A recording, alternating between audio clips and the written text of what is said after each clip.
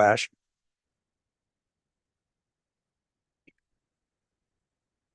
Test. Okay, I think it's gone now. So I will look to my clerk for roll call. Thank you, Your Worship. Good morning, everyone. Welcome to the August 12th Special Council meeting.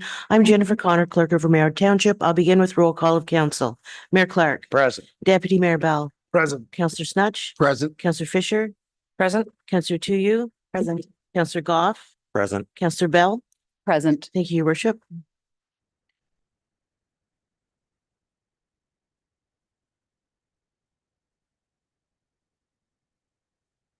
Just waiting for a broadcast.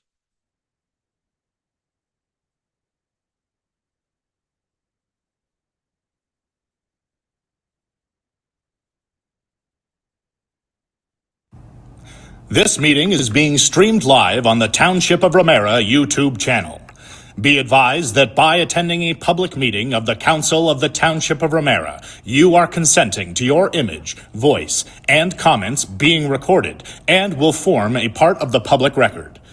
The chair, CAO, and/or clerk have the discretion and authority to terminate or interrupt the live streaming in exceptional circumstances where the content of debate is considered inappropriate to be published. Thank you. Okay, so we've got our official plan today, so let me roll right into the agenda. I've got the recommendation that the agenda dated August 12th, 2024 be adopted as presented. Moved by Councillor Goff, second by Councillor Tuyu. Questions arising on the agenda? Not seeing any. All in favor? That is carried. Do I have a disclosure of pecuniary interest by any member of council? You're not seeing any now. If you find yourself in that situation later, please declare it at that time. So public meetings, is the first one, and we have our OP. So I'll open the public meeting. I'll ask for disclosure of pecuniary interest on the public meeting. Shouldn't be any. As required under sections 17 and 26 of the Planning Act and pursuant to council policy, council is holding a public meeting regarding the draft official plan. The purpose of the meeting is to present the final draft of our new Township of Ramara official plan and provide an opportunity to discuss any possible revisions. The meeting will also afford the public an opportunity to ask questions and make representations in respect to the current proposed plan. Please be advised that if a person or public body that files an appeal of the decision of the Ramara Township Council in respect to the proposed official plan does not make oral submissions at the public meeting, if applicable, or make written submissions under the Ramara Township Council before the proposed official plan amendment is adopted, the Ontario Land Tribunal may dismiss all or part of the appeal. Council will consider all comments and submissions received, and staff will work with in an attempt to resolve or address the concerns. Planning staff are present and will be writing down your concerns. So the clerk will now advise on the manner of giving notice of the public consultation. Notice of this public meeting for the official plan was published on July 5th and 12th, 2024, in accordance with the Planning Act. The notice was circulated to residents and stakeholders that had provided comment or asked to be notified, appropriate agencies, and was published in Aurelia Matters and on the township website in accordance with provincial regulations. Open houses were held on July 25, 26, and 27, 2023, and July 11th, 2024. The new official plan will replace the existing official plan and encompasses all properties within the Township of Ramara borders. Thank you, Jennifer. Now, Jennifer Stong, Township Planner, will present the draft official plan, background, and processing to date. Go ahead, Jen. Good morning, everyone. I wanted to take the opportunity today to provide a background of our draft official plan and review the actual document. We'll also accept any questions and feedback, and we will provide answers where possible. A lot of the information is in the document, and there is a lot of information. So any feedback and questions will be captured, and any questions that we can't answer today, we will address in a report that we bring to Committee of the Whole before the plan is adopted. So to start, we'll go with the current state of the official plan. So right now we're working out of a 2003 official plan. This was the first official plan that was established from the amalgamation of the townships of Ramara and Mara in 1994. There were some municipal-led amendments since that time, OPA 10 and 11, which are the Atherley Grove and the Rammer Road secondary plans. There was an update in 2020 for gun and shooting ranges. We had the additional residential unit and agricultural use policies update in 2022, pre-consultation requirements in 2023, the Rammer Roads transfer in 2023, and the recently adopted OPA 25 for density and renewable energy. So what is an official plan? So Section 16 of the Planning Act says that an official plan shall contain goals, objectives, and policies established primarily to manage and direct physical change and the effects on the social, economic, built, and natural environment of the municipality or part of it. It also shall contain such policies and measures that are practicable to ensure adequate provision of affordable housing. And it shall contain a description of the measures and procedures for information and obtaining views of public interest in respect of official plan amendments, zoning bylaw amendments, plans of subdivision, consents, etc. So basically, it's a local policy document that is approved by council. It is a guide for the short and long-term development of the municipality. It implements provincial policy. It provides for goals and objectives of the township to guide decisions on planning applications. It's also used by staff and consultants for land use planning, such as servicing plans, planning applications, and also has an impact on the trails and recreation planning.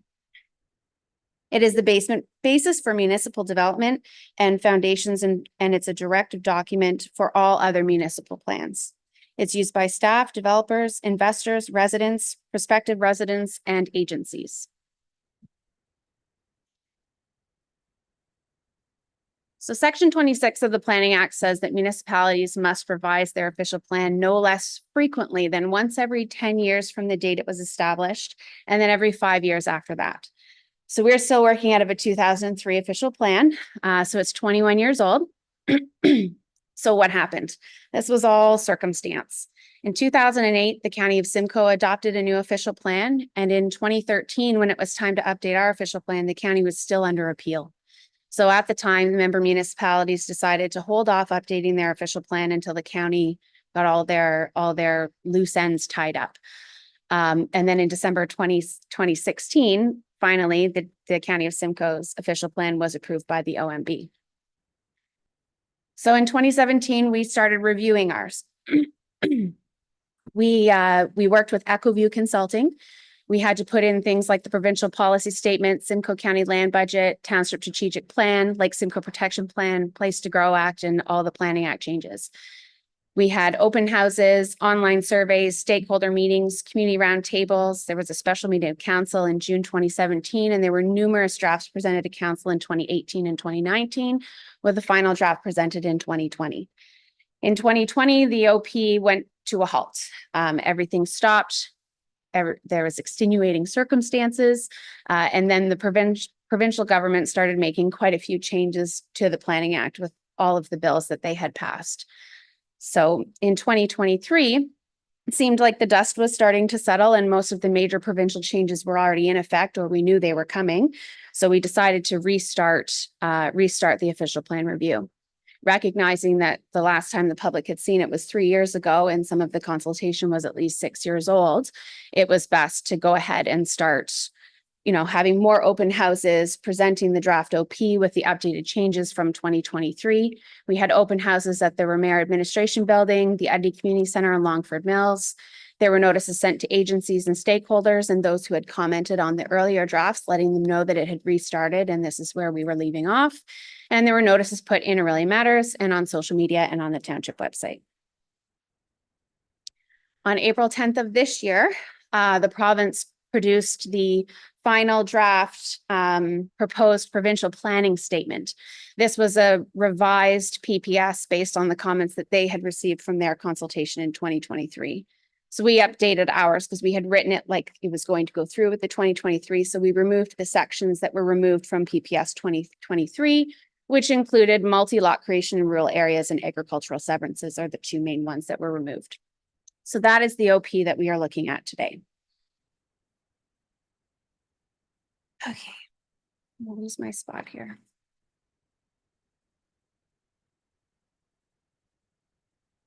Okay, So one of the main themes that we noticed for the comments that were coming in at the open houses were residents and members of the public trying to figure out what the OP meant. Why do we have it? What does it mean for our property? Many people thought that it meant that it was a zoning bylaw. And the official plan isn't quite as specific as a zoning bylaw. So I thought we would take the opportunity today to just sort of do a high level overview of what the OP is and what it means for the township. So you really can't see that very well, I apologize. But the first part is the introduction, the background, which is basically what we've already gone over. Next is the basis of the plan and the characteristics of the township. So this is sort of a central data hub for Ramara's data, both current data and projected data. It outlines key policies that are specific to Ramara, and such as the Lake Simcoe Protection Plan, County Simcoe Official Plan, our strategic plan.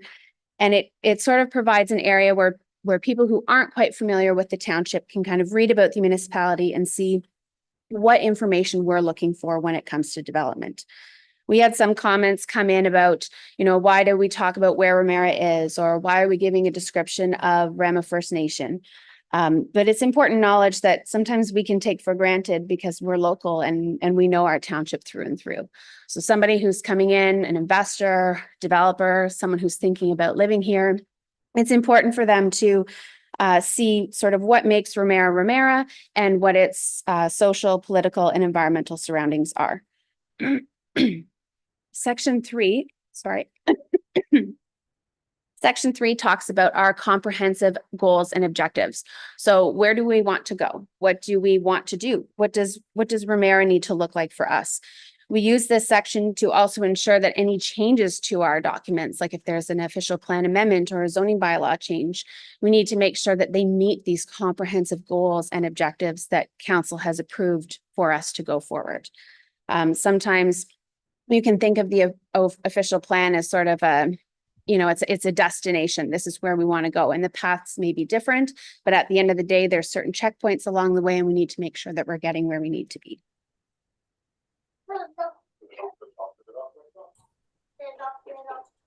Okay, so, and this section is not only used for amendments, it's also used as a guide basis for other plans, such as our transportation planning. We need to know where our settlement areas are so we can plan for where our roads need to be. Tourism planning, and even the recreation master plan. It's also used for site plan applications. So when a site plan application comes in, we have to go through and make sure that they've met every requirement in the official plan, not just the zoning bylaw, the official plan and all planning policy before it can be approved. Section 4 goes over our growth management strategy. So where are we growing? Development in Ramara is directed to our settlement areas. We've got 9 different settlement areas in Ramara. Some are serviced or planned to be serviced, and some are partial or will likely never be serviced. So the higher serviced areas will have the higher density, and then the unserviced settlement areas, we want density in those as well, but within a small scale type environment. We also have sections on private and public infrastructure. So this is where we provide guidance on our water, wastewater, stormwater management, transportation being roads, rail, and air. It talks about parks and open spaces, protecting woodlands. This is the section where we speak about having tree inventories on larger developments in Lagoon City, Atherley, and Brecken, so we can protect our tree canopy. We also have our general development policies. Policies that apply township-wide regardless of the designation. And these policies are sort of a basis, and then you build off of them depending on what your land use designation is. So a good example in here is we have just your standard lot creation policies. So you have to have open road frontage, you have to have, certain requirements in there. And then in your specific land designation, it will say for lot creation, you have to follow this section 6 plus all of these other things that are specific to that designation. It also talks about minimum distance separation for agricultural compatibility, the restriction of using park model trailers as single family dwellings. It talks about wayside pits, lot creation, like I said, as well as home occupations. This is also where the high water mark setback provision is for the 30 meters. And this is where those other uses are put in there about shooting ranges and gun clubs and lands in proximity to the aggregate lands. We also have our natural heritage policies under section 6. It talks about the goals and objectives that relate to natural heritage. So identifying and protecting those features through all of our applications. Also in section 6, we have natural resource policies. So that's sort of protecting our major resource areas. So that's agriculture, mineral aggregate, water, forest resources. We also have our economic policies and public service facilities, talking about having a strong economic base for long-term prosperity, making it so public service facilities can go in essentially every zone. Agriculture is a bit of an exception because it does need to have a few extra considerations. Just making sure that those government funded facilities can be where they need to be so that we don't have to go through hoops to get the services to the people. It also talks about cultural heritage, including archaeological, built heritage, and cultural heritage landscapes, and our consultation processes. We've also added some short-term rental policies into the OP to set up the basis to maintain the residential character of the neighborhoods. It speaks to adequate servicing, parking, and then also makes references to our short-term rental licensing program. There's also a provision for housing for seniors. This is a provincial priority and a municipal priority. We need to make sure that we are having housing options for seniors. Penetanguishene had just done a housing needs study with NPG, and they were talking about how many seniors are overhoused. So they have these big houses that they grew up their families in, and now they're alone. So they don't need that big space anymore. So we need to be seeking out opportunity to provide the smaller condos or apartments or smaller, more manageable properties to get them out of those big houses to get the families in. And then we go on to section 7. So section 7 is our land use policies. So we're going to take a drink before I lose my voice. So this is where we sort of drill down into the specific policies depending on what the actual land use is. So these land uses are identified on Schedule A1, and this is sort of the map that everybody wants to see, right? What am I getting designated as? Because it kind of sets the basis for your zoning. So we have greenlands, agriculture, rural, village and rural settlement areas, shoreline residential, industrial, destination commercial, highway commercial, and mineral aggregate. I'm not going to go through everyone individually, but I'm just going to touch on a few of the main ones that we had questions about, because you've probably heard the questions. So the first one would be the greenlands designation. So this is new for our OP. Our current OP does not have a greenlands designation. The County of Simcoe has had the greenlands since 2016. So the properties that are getting designated greenlands have been actually greenlands since 2016. It just hasn't been in the township documents. So this identifies our local natural heritage system. This doesn't mean that the lands are designated natural area protection. It just means that there are environmental features and they're adjacent or supportive land around them. So you have to take special consideration when you're developing. So for example, if you're doing a development application, we kind of want to be able to trigger that environmental impact study or the natural heritage evaluation to make sure that we can find those features, give them an appropriate buffer so that we're not hurting that system overall, because it is an important system. The mapping is approximate. So there are cases where refinements are definitely possible.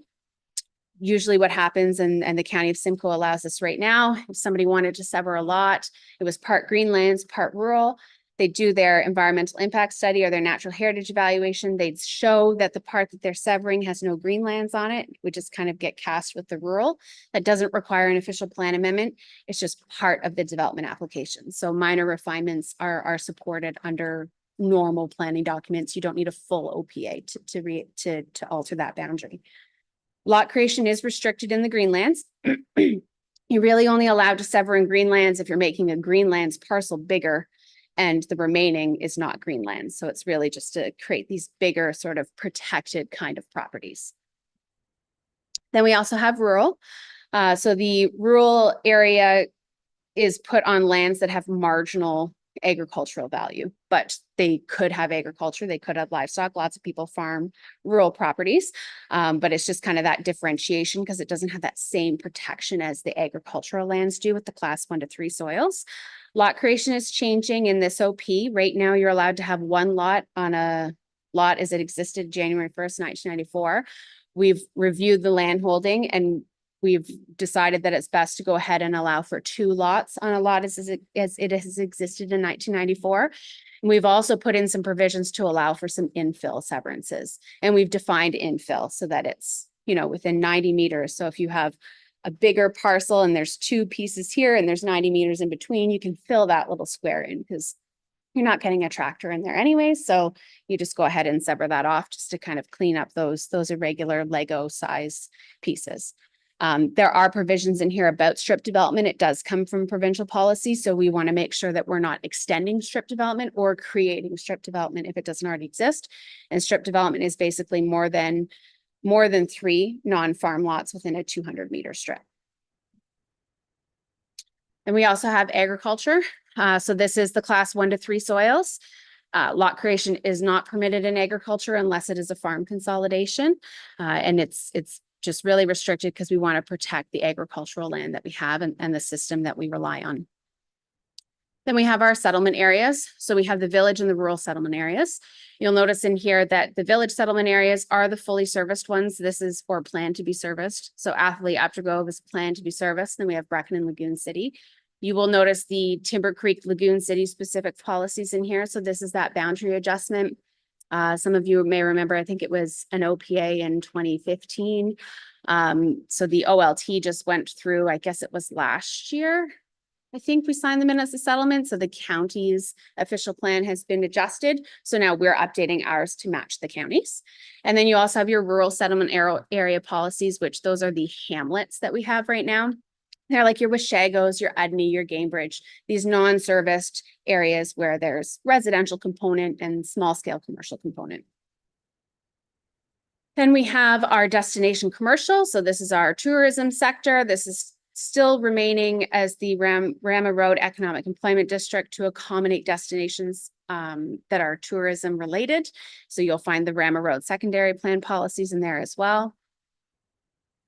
The mineral aggregate extraction areas. So these policies identify the areas that are already licensed and they're either pits or quarries, and it provides the information about requirement of haul routes, conditions, monitoring, that type of stuff.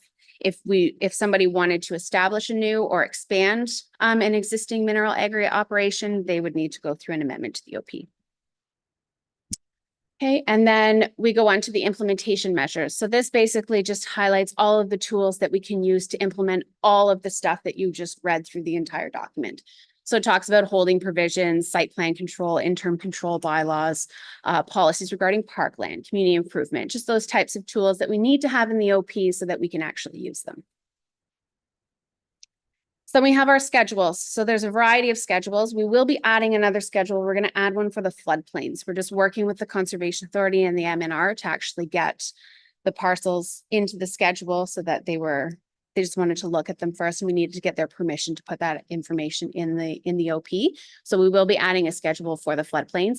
We have floodplain mapping for Lake St. John, the Black River, and Lake Simcoe. So that it'll be a great information resource. We'll also be adding some information to Schedule F, which is the transportation schedule, because the MTO has an I corridor for the cycling map. So we're going to be putting that in there. And then there's some other information that they're hoping to have us in there for the safe movement of people and goods. So this is your A1 schedule. All the schedules are included as kind of appendices to the OP, and they will all be on the interactive mapping once everything gets finalized. For now, there's a few on there as draft so people can look at it. But once it's done, everything will go into the mapping. Schedule A2 is our natural heritage overlay. So this isn't a designation schedule, it's an overlay schedule. So we'll look at a property and we check to see if it falls within all of these schedules. And this schedule comes basically mostly from the MNRF, as well as the Lake Simcoe Protection Plan boundaries on it. So it has your significant evaluated and unevaluated wetlands, woodlands, and watercourses. These are the schedules B1 to B4 are your secondary plans. So these are the lands I was talking about with the land swap. So we basically took some land from south of Lagoon City and moved it over. So now Brecken and Lagoon City actually connect, which from an asset management perspective is very smart. The infrastructure already runs down that road, and the land that was south of Lagoon City is not was not favorable for development. There's a lot of environmental features down there. So having this land be developable land is going to help the area. Schedule D is our high potential mineral aggregate resource area. So this schedule comes from the County of Simcoe official plan. It was approved by the OMB in 2016, and it does show the areas where there is high potential mineral aggregate in the township. And then we have the schedule updated as well to show the active pits and quarries on it. And then this is our transportation schedule under Schedule F. So we did do some transportation plans in preparation for updating the OP, one in Brecken and one in Atherley Updergrove. So we have, you really can't see it on this slide, but it is on the GIS mapping. I keep putting in plugs for that. But you can actually see there's sort of roads that are going to take the traffic off of Highway 12. There's a lot of intersections on Highway 12 and it causes difficulties and safety issues. So by sort of removing the traffic from there, it makes development easier, it makes the communities more complete, and it just keeps people safer. So we received quite a few comments for the official plan. They were all in appendices on the report. Appendix A was the comments from basically 2023 onwards and the online comments up to the circulation that we just did in July. That is in a commenting matrix and it shows how each comment has been addressed. Schedules B and C are agency comments and comments we've received from the public from the consultation this year. Those comments will be reviewed and incorporated as possible, and a full report will come back to Committee of the Whole with how we've addressed those comments. The comments that we did receive really related from the agencies related obviously to what they're trying to protect, right? So CN wanted to have more language and mapping over the CN rail line. The school board had quite positive comments regarding the official plan, which was nice to read. And then some suggestions for the document about co-coordination of properties. And the MTO had comments regarding the MTO corridor, most of which have been met. And there's a couple more that we're just discussing with them at this time. Public comments were mostly public property specific. There were quite a few changes, quite a few requests for people to have their properties changed from Greenlands to something else. We just can't do that without environmental studies, and our Greenlands designation has to map the counties. So like I said, there are opportunities for refinement, but we do have to keep ROP in line with the upper tier. There were some clerical comments which were much appreciated, comments regarding length, inclusion of county policy. For inclusion of county policy, we're trying to work with the county to get as much of their OP policy into our OP as possible, because likely in September they will be losing their planning authority. So we want to make sure that when it comes time to do a clerical sort of housekeeping OP, that there's not a whole lot of changes and we can just sort of keep going. So we're working quite closely with the county to try to set that stage for the integration. And then I already talked about that because I talked ahead of myself. And then also before we come back to committee to discuss the final OP, because as you can see, we have a few changes to make with all of these Post-it notes. We will be reaching out to the agencies such as the health unit, the school boards, Ramara First Nation, County of Simcoe, MTO, just to make sure that the document is going to meet everyone's needs and it will be the final document ready for council to consider. And yeah, that's all I have. Any questions? We can. Okay, thank you. So members of the public will now have an opportunity to ask questions. Please state your full name and address for the record. And if any comments, come on up to the microphone. Any questions from the public? Okay, I'm not seeing any. So any questions from council then? Deputy Mayor. Just had a couple of comments and questions. I'll just maybe throw them all out at once if you don't mind, Jen. So one is, I know the province originally, when they brought the new bill out, that they were going to allow farmers to sever off 2 or 3 lots to allow for homestead for family members. I noticed that we're now discouraging that from happening. So just a comment on that. And the second one, if we're changing any zoning of a property of a resident, what is the process? Do we notify them first? How does that happen? So do you mean for the zoning bylaw or for the actual OP designation? For the OP designation, yeah. If we're changing anything, how will we notify them and what process do they have to follow if they disagree or agree with it? So there are the consultation processes through the official plan review, which we have done all of those. So there's the open houses, the statutory public meetings, publishing of the changes, those types of things. Residents can submit comments and they can come to council and they can speak about it. And once the official plan is adopted, then they do have appeal options through the OLT.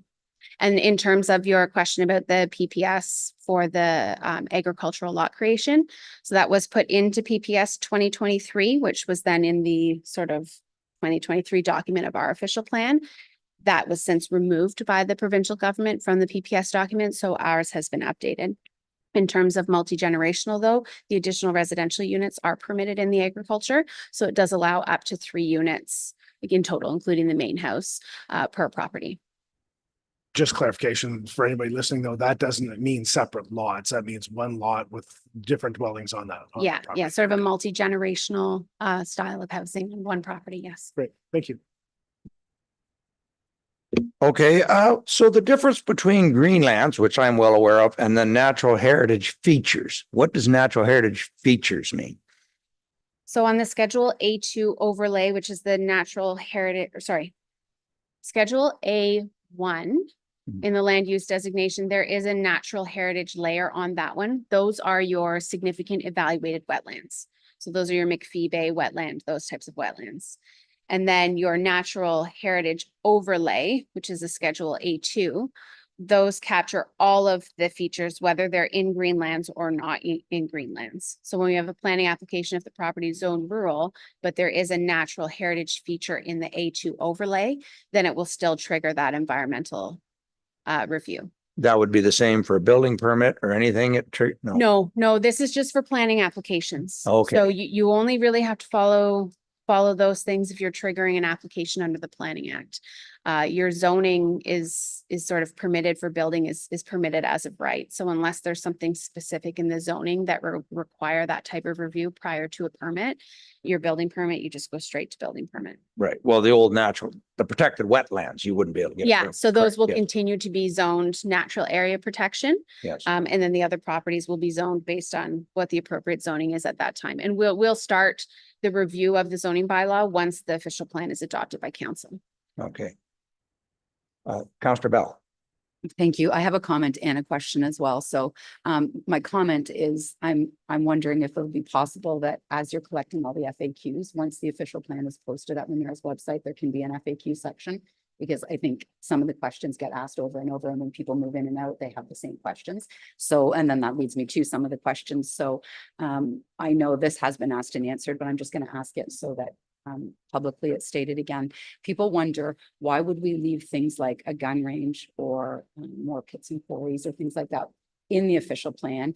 So that's one question. So why do we, and could we just remove them? And then the other question is around short-term rental accommodation, and if it, where will the official plan allow that those short-term rentals can be appropriately placed at destination commercial versus within residential neighborhoods? So does the plan do that? And if so, does that then happen under a zoning bylaw?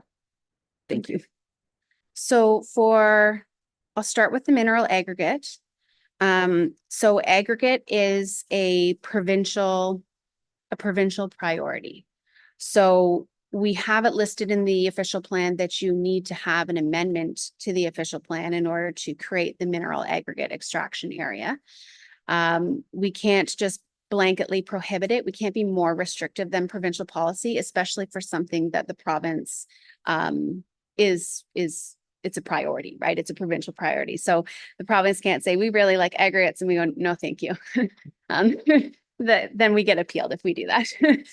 So that's why the policies are written, so that we are protecting the municipality's interests, right? So we're saying, to have a quarry, you need to go through an official plan and zoning bylaw amendment. And when you do that, you need to make sure that you meet all of our requirements. So we want haul routes, we want site plans, we want certain studies, and we want all of these things designated. And these are our comments that we're going to give to the ministry, because that way our rights are protected, right? And so we are making sure that the development is responsible. In terms of the gun and shooting range, I was not in planning when that amendment went through. From my understanding, it was put in there because it had come in as sort of like an active recreation. So active recreation is permitted in a lot of zones. So it was sort of set separate aside so that it could only be in specific rural areas with proximity requirements. And then again, with an amendment, right? You need to go through a planning application so we can trigger the site plan and the compatibility studies and those types of things. So that amendment has carried through from the previous one that was kind of required due to the active recreation interpretation. Does that answer those two questions? Thank you. I think so. I mean, I'm speaking on behalf of residents as well Yeah. too. So, and really it's just looking for language that's easily understood. Somebody gave me the example of you brought your car into a shop and then the mechanic gave you the manual and then said, go read it and then come and ask me questions. So I'm trying to just find ways to paraphrase what I know residents are asking, and hopefully that did. And I guess if it didn't, then residents will come back and say, I still don't understand. Yeah, and they are welcome to reach out to the planning department as well, and we can meet with them and discuss it. It is a professional document, right? So it has to have certain language in order for it to have like a legal like foundation.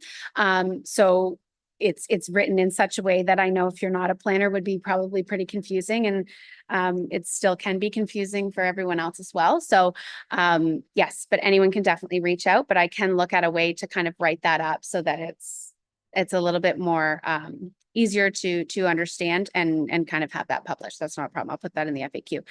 And then in terms of the short-term rental, so the policies are in the short-term rental for the official plan, just to kind of provide guidance. The difficulty with short-term rentals is that it is still like a residential use. So they're relatively new-ish. There's a lot of case law. We are constantly watching it. We review any OLT hearings, that kind of stuff that have to do with short-term rentals. So it is something that is on the brain and we are watching it. Destination commercial, yeah, I don't believe that would even really be regulated in destination commercial, because that's kind of what it is, right? It's you rent it out on a short-term basis. So that'll be reviewed in sort of the zoning. I don't even know that they need a license. I could check with John Popple, but I don't think that the destination commercial zone is necessarily even part of it, but I'm not positive. So don't quote me on it, but I'll look into it. But that's sort of the difference with the short-term rentals, is because they're still sort of kind of considered as a residential use. It's hard to just say they have to go over here. But it is something that we're watching, and this is kind of the first step to actually get the language into the document so we can try to massage it. That helps. Perfect. Thank you so much. But yeah, I guess I got the same comments on the gun range, and the insurance we wanted to make people is because we did have an illegal gun range, and we did change the official plan at the time. It has not been changed since the 4 years ago. This new official plan still contains what we passed 4 years ago. It hasn't been changed in any way. Yeah, word for word. We just Yes. moved it on over. And it was done in such a way as to be very, very restrictive. Councillor Snotch. Thank you, Mr. Mayor. Going back to what Councillor Bell said, I too am very interested in seeing all the questions that were asked and all the comments that were being made. And I don't believe anything like that has been circulated yet, has it? Yes, all the comments were attached to the report as an appendix. That one here? Yes. Okay. Okay. And does that report show the name of the people who have? It does. Okay. Well, I'll go into the details on Yeah, that. Thank you. so it follows the MFIPA. So we have the name and the address. Any other personal identifiable information has been blacked out, or those columns have just been removed. But yes, the comments are put in word for word. Okay. So going back to what Councillor Bell suggested, then is there a need to have out a separate question and answer summary, or are you feel it's all here? I'm happy to do sort of a standard FAQ that sort of talks about, hey, if my property is Greenlands, can it be redesignated? And then, not at this time, and here's why. We can go through the comments and pull out the most common ones and have them in there for sure. That way people don't have to sift through. There's a lot of pages of comments. So we can summarize it if council wishes. That's totally fine. No, I was just asking at this Yeah. point. Thank No, you. yeah. Counselor Bell. Thank you. And yeah, and then and I guess more what I was getting at too is not just specifically these comments, but just developing an FAQs that sits online so that as new people move in and out, they can just go to the page, see FAQs that are typically the things asked about official plans. And then that could be something that would be a living document, if you will, that we can always be modifying those FAQs based on need or based on how our community is changing and the different kinds of questions that might arise. So I know that's a little bit of a different question. It falls more into the communications side of things, but I wanted to bring the comment now because what I find is, like I said, with the manual thing, people, they look at it and then it's such a big document. And if they're not planners, they don't really know what to ask. And so I think sometimes just having the FAQs there can maybe frame things in a way that if people still don't understand based on those FAQs, then they might come to you. But it might also alleviate a lot of unnecessary contacting questions if it's already just always posted online and accessible for people. So I know that's a separate thing, but I think that, it's important to just kind of, because as you're going through the process, then maybe mentally or you can be keeping a track of the kinds of things that you think would fall under an FAQ type standard. Okay. And so, sorry, I just want to make sure I understand. So you would be looking for staff to create sort of a frequently asked questions, almost like a planning 101, as opposed to an actual, because we're amending the OP right now, these are the FAQs. It's just an FAQ about official plan documents in general. Yeah, but I mean, based on our official plan, obvious. Yeah. Yeah. But yeah. Okay. And I'm not saying, pages and pages and pages, but maybe, those top questions that are frequently asked about what our OP says. Things like the short-term rental question, for example, would be something that I get asked regularly. And it would be great if it's just, I could point them to the webpage and say, there's your information. Okay. Yeah, no, that would be great. And just for your information, like I personally haven't had any questions about the short-term rentals in the OP. So continuing to direct residents to staff, and then we can start tracking those FAQs because we don't get a lot of the FAQs. And that way we can start collaborating something. Yeah, that sounds great. Okay, any other questions from council? Okay, I'm not seeing any. So if any person who has not received notice of this meeting wishes to receive notice of the adoption, please forward your address by email to the Township Planning Department at planning@ramara.ca or complete the sign-in sheets at the door. If you do not provide your full address, you may not receive notice. Oh, CAO, before Thank you, Mr. Mayor. Sorry for interrupting you. If I could just get clarity, please, on there's two parts. Ms. Stong has been clear with separation of the OP that is before you and the matters that Councillor Bell raised regarding Planning 101, I believe Ms. Stong indicated from a Q&A. I'd just like clarity from council, Mr. Mayor, that not only the OP that is before you and that decision point is going to be determined very shortly. Sorry for interrupting. However, the other piece that Councillor Bell raised, which is important, I'd just like to know the direction from council on that. That's separate to Ms. Stong, the OP matter. So I just like clarity, Mr. Mayor, on that. Thank you. I guess I could do it when I do the motion, but you were asking that please direct the comments to you so that then you can now, like right now, you're not getting any frequently asked questions. So you need counselors to direct the public to you so that now you can make a tally of the frequently asked questions and then post those. Is that not what you were looking for? Because right now you don't have any, as you're saying, frequently asked questions. Yeah, so from what I'm understanding from the request is that we can do a summary of the questions that are OP specific. And then also sort of look at creating kind of a frequently asked questions about what an official plan means and kind of maybe take some of the stuff from this presentation and say, this is what Greenlands means. This is what, in sort of a generalized high level. And then if you have more questions, contact staff. Maybe like a 2 or 3 pager kind of FAQ document. All right. That's what I inferred, but I'm happy to take any direction. Yeah. Does that make sense to everybody here? Councillor Bell, go ahead.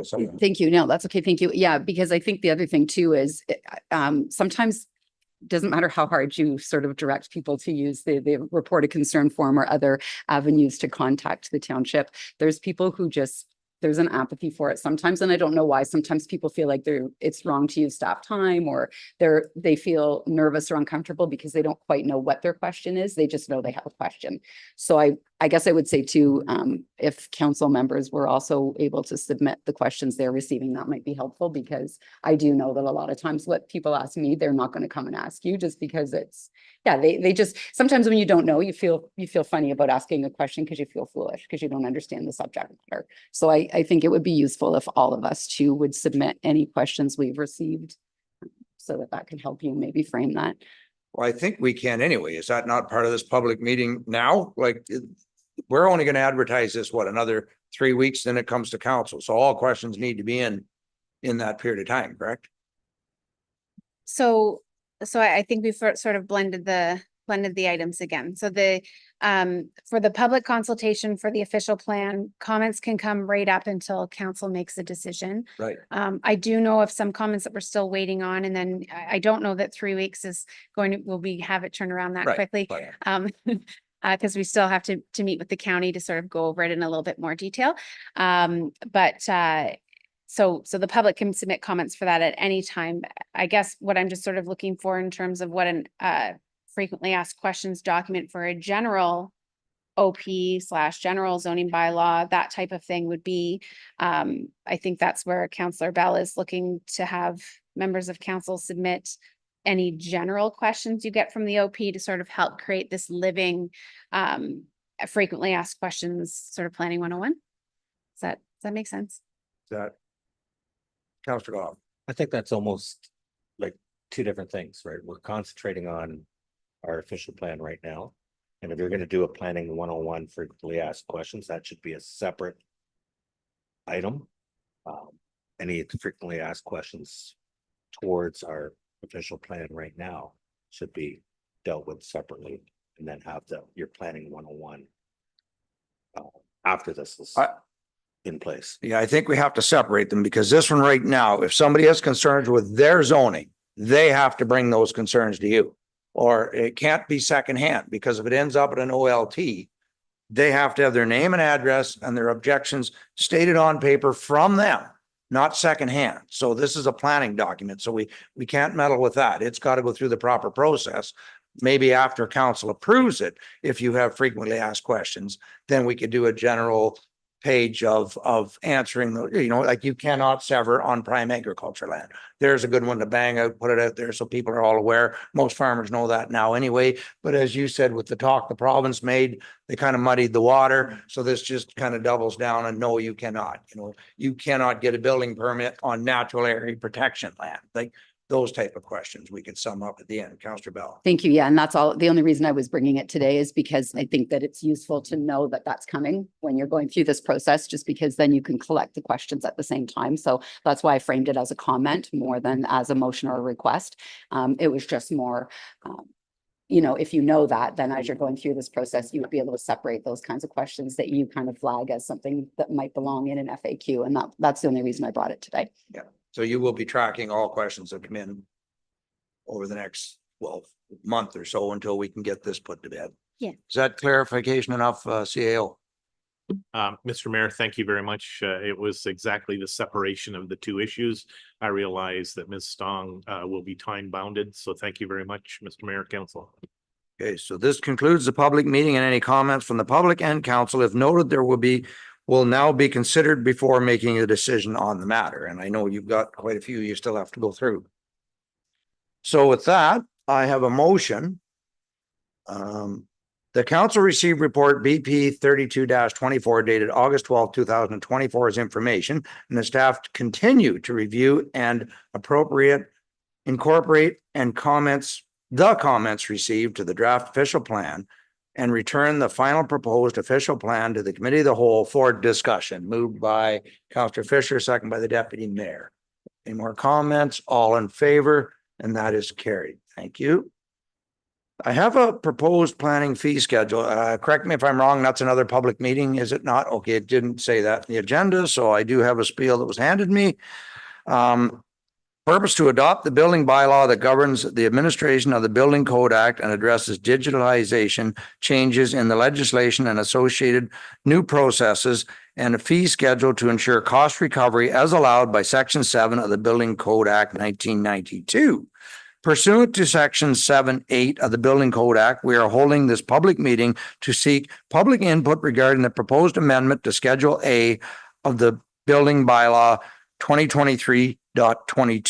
The clerk will now advise on the manner of giving notice and provide an explanation of how notice was given. Thank you, Your Worship. In accordance with Section 7(8) of the Building Code Act, notice of this public meeting was made as prescribed by Division C, Part 1, Section 1.9.1.2 of the Ontario Building Code. The notice was published in Aurelia Matters on July 18th, 2024. Thank you. And the building bylaw used to regulate the building. Oh, chief building official, sorry. Go ahead. Waleed. Thank you, Your Worship. It was a very simple change to the fee schedule. We updated the building bylaw and the fee schedules in 2023, and we've been working with the document for a year. So we had some minor refinements and some costs that we were not capturing in the spirit of ensuring that development pays for development. We added a few costs and made some minor adjustment to some other costs as were highlighted in the committee report BP 25-24 on July 9th of 2024. And if there's any questions from the public or council, we'd entertain them at this time. Thank you. So we will now take questions or comments from the public here. Not seeing any hands go up. I'll keep my eye open as we move on. So now I'll take questions and comments from members of council. Deputy Mayor. I understand recovering some of these costs and growth has to pay for growth, but the concern I have, Waleed, is some of these costs are really high for larger development. I mean, we're talking about an $8,000 fee going to 17.5. How is that going to impact? We really want to start some growth. So, sorry, I went right down to Section E, for example, plan of subdivision. So looking at current fee is 8,000, but the proposed fee is 17.5. That's doubling. That's not a minor change. That's pretty significant. Yes, through the chair, we've got two public meetings today, one for the building fees and one for the planning fees. I think the one you reference is a planning fee. Sorry. No problem. Okay, so I have another spiel, or are we doing them both together, Madam Clerk? Why don't we do them both together if we're allowed? So go ahead on that one, Waleed. Yeah, okay. So let me just because we don't have them separated in our agenda. Councillor Fisher, comment on that, and then Thank you. No, I don't. I was just going to say that I don't see them separated in our agenda. I Right. only have. so we'll do them together. Go ahead, Waleed. okay. So so there's no questions on the building one at this time. I'll just move maybe just to describe about the planning one. All right. Just a moment.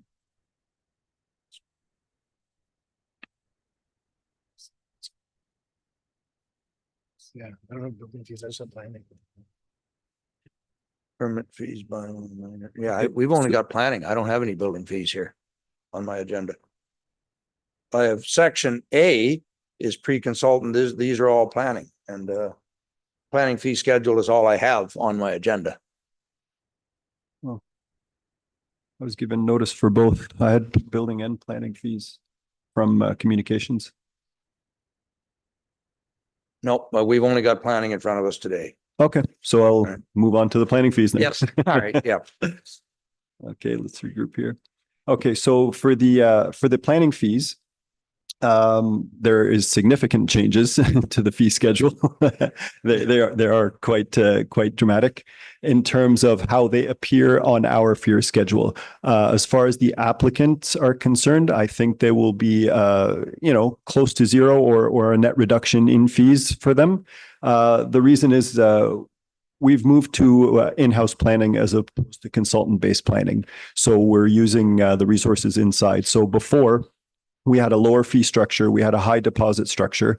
And when the work was completed, it was circulated to consultants. The consultants would give us a bill and the applicant was paying for those bills. The consultant rates is higher than ours, and there was time in between our conversations with the consultant with us, and then back to the applicant. What we've done now is we've brought the work in-house. We've got the expertise in-house now to move applications forward in an effective manner. So what we do now is we just charge a higher fee upfront. We take the same or smaller deposit in case we need some external help. But it speeds up the development process quite quickly, and it captures the costs that we're paying in-house. All right, well, and that's what I'm seeing here. Yeah, you've doubled the planning fees, but zero deposit where there used to be a large deposit of. And in some cases, yes, we don't need to go external anymore. Okay. Any other questions from council? Okay, I'm not seeing any. If any person has not spoken or who has not received notice of this meeting wishes to receive notice of the passing of the bylaw, please submit an email request to Jennifer Connor, clerk at jconnor@ramara.ca, or by contacting the clerk at extension 261. This now concludes the public meeting, and council will take the various comments into consideration prior to making a final decision. Again, if concerns are received, a further staff report will come before the committee of the whole on September 9 to, I think we're changing that meeting, are we not now, to It'll be the 11th, your worship. September 11. Or if no concerns are received, the proposed bylaw will come to council on March 23rd, 2024. That doesn't seem right either. 2025? All right, 2025. Your worship. The proposed bylaw will come before council March 23rd, 2020. No, September. Oh, September. Thank you. Yeah. That's what, that makes sense now, 2024. Okay, a few typos here. Okay. So with that, I now have a report BP 3524 be received, and that the planning fees bylaw be presented to council for consideration at September 23rd, 2024 council meeting. Should have stuck to the motion. Moved by Councillor Goff, second by Councillor Fisher. All in favor? That is carried. So that concludes our public meetings. We do have a short in-camera session now before we come back out to deal with Bayshore Village affluent. So we'll take a break. We do have to clear the galley, and we'll have a in-camera meeting. We'll take a 5. Yeah, I'll be back 10:30. That work for everybody? 10:30. Yep. Thank you.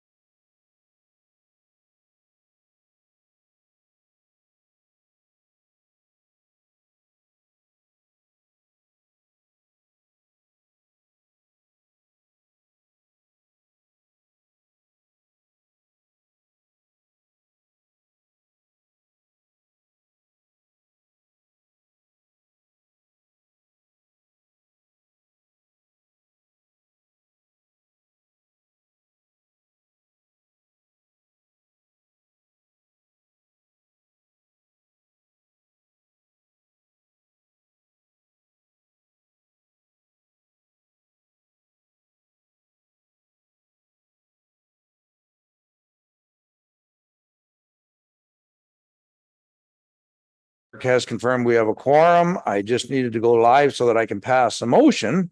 The council goes into closed session at 10:34 a.m. to discuss information explicitly supplied in confidence to the municipality or local board by Canada, a province or territory or crown agency, and any of the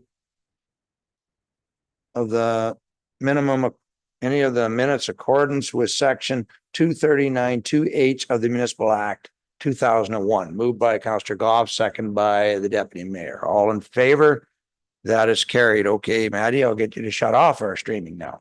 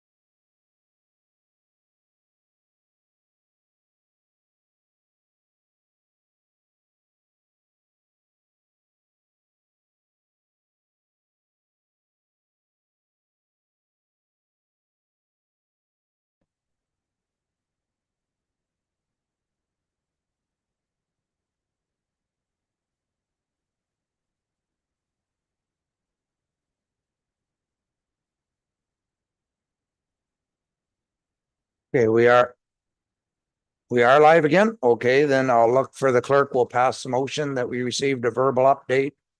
If you can correct me on that one, Jen. That's correct, your worship.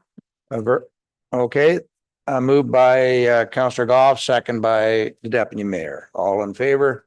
That is carried. Just got a verbal update from our staff. So now we are on to items requiring immediate attention to council and the Bayshore Village Effluent Hauling Tender Award. I do have a recommendation. I'll read it and then we'll open for discussion. The recommendation, the council accepts the tender of Wessick Inc. for contract ID 18-24 Bayshore Village wastewater effluent hauling, and the council approve a budget in the amount of $1.5 million for project Bayshore Village wastewater effluent hauling funded with a loan with our financial institution. So I guess I need a mover and seconder, put it on the floor. We'll have discussion. Moved by the deputy mayor, second by Councillor Fisher.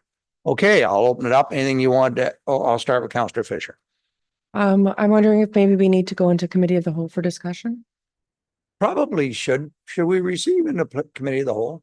Then we can have a more open debate on the issue. Madam Clerk, I'm sorry, what was the question? should we go into committee of the whole so we can have a more informal debate on the item? I thought we were in council. We're in council. Yes, we should go into committee of the whole.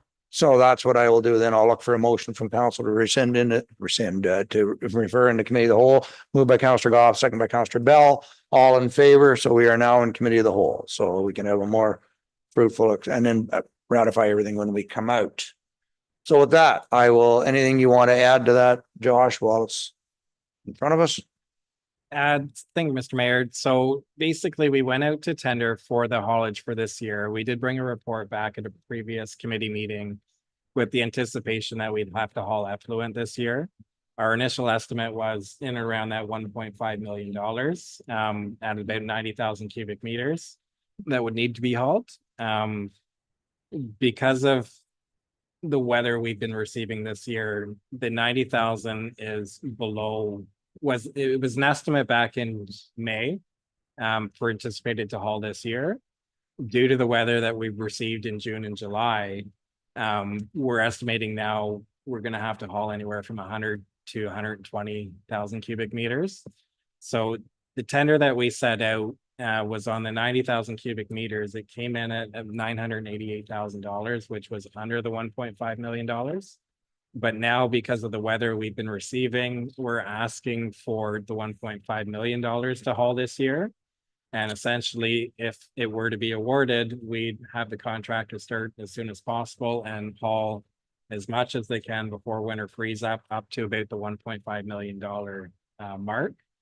By doing that, that should put us in a good spot for next year to start the season for next year. In hopes again next year that we'd have a nice light winter with next to no snow and a nice sunny, dry summer. And not have to haul, but there is always that possibility of next year having to haul, even with proceeding with the possibly the construction of a bed or a spray field for next year. Well, yeah, we need a typical weather year, not a record-breaking rainfall year that we had this year, which I understand last year. We've had two in a row. Actually, I know in the farming, the weeds are winning. When it comes to the farmland this year. So any other comments or questions from council? I'll start with you, Councillor Goff. Yeah, I have one concern that I think for our residents is that we're going to go out for a loan to a financial institution where it's prime plus 0.5%. I think with the delicate balance that we have and being financially with our water and sewer rates, that I would prefer having if we can, having our general reserves fund that at a low interest rate, if possible. I think that makes most sense. It's because then aren't paying our residents, sewer and water users aren't paying prime plus 0.5%. I believe prime right now is 4.5, It something is like around that. there. It came down a Right. little bit. but So yeah. you're looking at 5% interest on that $1.5 million. So that's a healthy repayment that our water sewer users are gonna have to come up with. I know we just raised rates. We're gonna be raising rates for the next 10 years, I think it was. And I understand, Josh, the reasoning behind trying to be transparent, but if Manon was here, she could maybe have a special. Oh, Over there. Yeah. you snuck in. You're over there before. I don't know if we can afford to do that. I think that's the way we should go. Personally. Okay, so I'll look for an answer. Where's our finances are at? So as you know, I'm working on a mid-year financial review. But I rush to do the reserve side and if we were to borrow from our general reserve, the estimated balance in 2024 is 6.5 million. So where our reserve, as mentioned by Mayor Clark during budget discussion, we were really low for many years. We did caught up during COVID. Reserve went high, but since we've been starting to do all the projects that were delayed at a higher cost, because since COVID, everything costs more, our reserve at the end of 2024 are lower than in 2019. So we still have money in reserve, but not as much as we should, in my opinion. So it is an option. However, hearing the comments when we did the water and wastewater rate reviews and all the questions that were submitted, it was a clear concern from ratepayers and taxpayers and how the funds are transferred back and forth. So that's why an option of having an external loan was submitted. But it is up to council to make that decision. We still have money in reserve, 6.5 million, which is not a lot if something would go wrong with any of the township infrastructure, like we wouldn't have a nice cushion to support us. Is that actually in the yellow now? That much reserve? We're kind of in the yellow line. We're not in the red, but are we? No, we're not. And this is the estimate for 2024. Every year we submit project and sometimes projects are delayed or canceled or we can't do it. So we have money coming back in reserve, but this is the estimation with the balance in 2023. At the end of the year, we were at 11,400,000 and we're using a lot this year as per budget. So that's how I came up with the estimated of 6.5 million at the end of 2024. So if we take out 1.5 million out of this, there isn't much left. Councillor Snodge. Thank you. I wasn't expecting this to come up, so I could have pulled up the information, but I haven't had time. How much on average are we earning on that 6.5%? Because I thought the last time we had some pretty good investments where we were earning, equivalent of 4% or something like. Do you know what the percentage that we average on that 6.5 million that we earned from the investments that we've made? So we just have a really good return on investment. Last year at about this time in the year, we invested 4.5 million. And this investment was we just had a 9.5 coupon return. A 9.5% we're earning. Yes. Thank you. Deputy Mayor and then Councillor Bell. Great. I guess my question is, before I'd agree to that, I'm never opposed to that, Councillor Goff, but I'd like to know how that's going to impact actually our 10-year capital plan. Because if we take 1.5 and spread that over a 20-year period, what's going to be impacted in the capital project side before I'd agree to that, right? Is it a 5-year? Is that what you're thinking? I just like to have more information about it because we can't take money away from our general reserves. It's actually spoken for capital expenditures. And that's what I'm getting at, right? So I don't want to lend that money if it's going to impact replacement of something. Go ahead, no. Well, we have a 10-year capital plan that was presented to council, but every year we choose a project that we can afford. We always have that 10-year vision, but really in reality, it might not work. So each year we review project and priority change as well. So we don't have a 10-year projection of how much money we need in reserve to do everything, because everything changes all the time. So I can't really answer that question. Okay, Councillor Bell. Thank you. So I guess I'm going to start with what I have been saying for months, which is that given that the Bayshore Village Class Environmental Assessment has been open for 14 years and voted on by all members of council representing all of the township, the cost of this crushing hauling should not be allocated to a small sector of the population. And we know based on the numbers of consumers of the two unique and separate systems, most of that cost is being apportioned to Brecon and Lagoon City. So first of all, it should not be being apportioned in that manner. So I'll start with that. My next concern is I'm not quite sure who directed that the document would contain the statement, the tension lately in regards to taxpayers versus ratepayers, and the perception of mismanagement as seen through the multiple questions and statements made after the water and wastewater rate review confirms that the township should make every effort to separate funds to not create more confusion. In and of itself, a 14-year class environmental assessment is unheard of, so that wasn't managed properly. It's not a question. Sorry, point of order here. Okay, I have a point of order on the table, which I'll need to address. Go ahead, Dave. Yeah, words like mismanagement, there's no proof on that. Words like should have been and not accurately done. These are decisions by councils that have already been decided. And it's not right for the council to go back and say that council or the staff should have, or basically wrong decisions. They can't be made in an atmosphere like this. Thank you. I actually agree with those statements. So carry on, Councillor Bell, but watch your wording, please. And I'll say again, for about the 9 millionth time, at no time have I held any member of today's staff or any staff for that matter responsible for the fact that the EA remained open for 14 years. So I'm going to say it because I've said it more times than I can even count. I am not, categorically not, holding staff responsible for decisions that are made at the council level. So I don't know how many more times I can say that. So if you prefer not to use the word mismanagement, that's fine. I didn't use it. It's in the statement. I didn't make the statement. The document makes the statement. So the next pieces of it include the fact that historically we have not allocated any infrastructure funding, federal or provincial transfers toward water and sewer.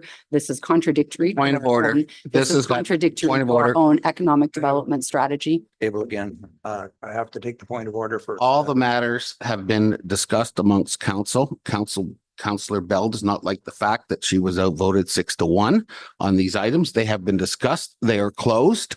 And we're wasting everybody's time to continue to talk about it. So this is, I guess the point of order would be that she can bring it up next year. But these decisions have been made. So I guess where we're at, Councillor, is on the hauling. You have an alternate that you would like to put on the table?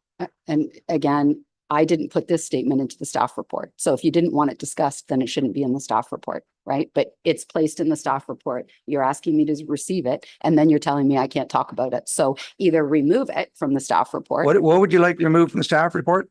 This paragraph that says, I mean, you as a township made the statement that the system was mismanaged, or else it wouldn't be in the staff report. So don't put it in there and then ask me not to. Where's that? Mr. Mayor, point of clarification for members of council to Councillor Bell.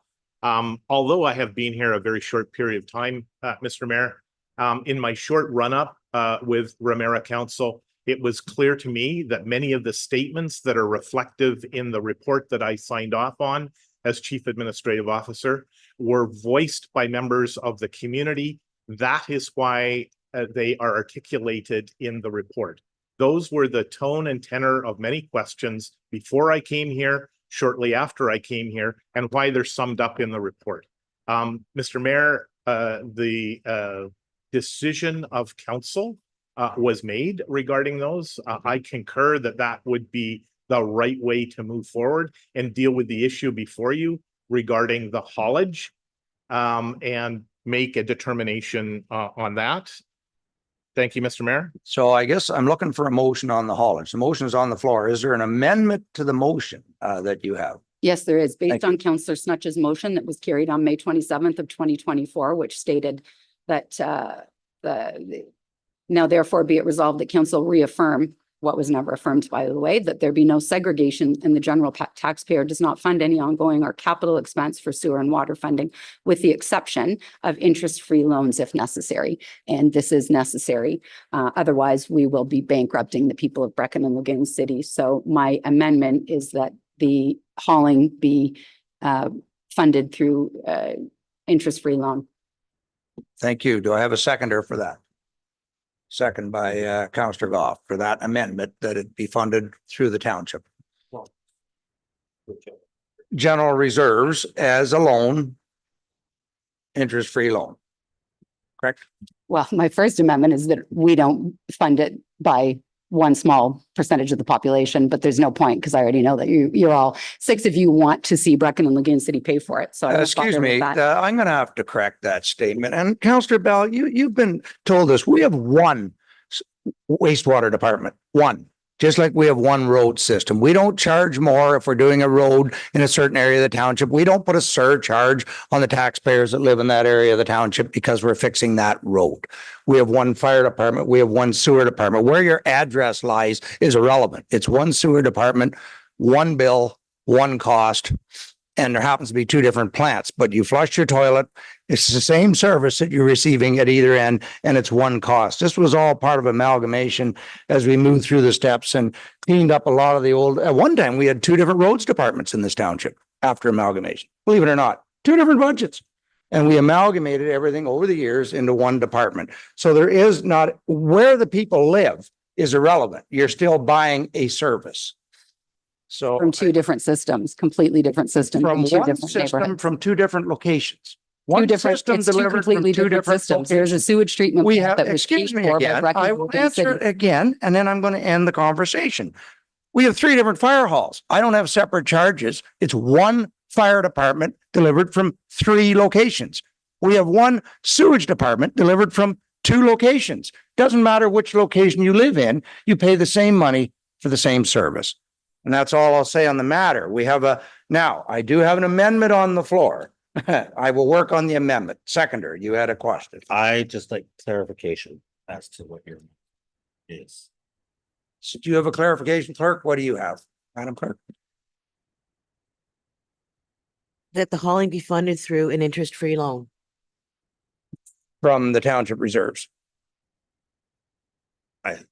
Is that everybody I would be clear? okay with a low interest loan. I don't know if that's. I will Councillor go back to Snutch's, the mover. Councillor Snutch's motion says tax-free loan. So I'm just going exactly by the motion that was carried by this council on May 27th of 2024.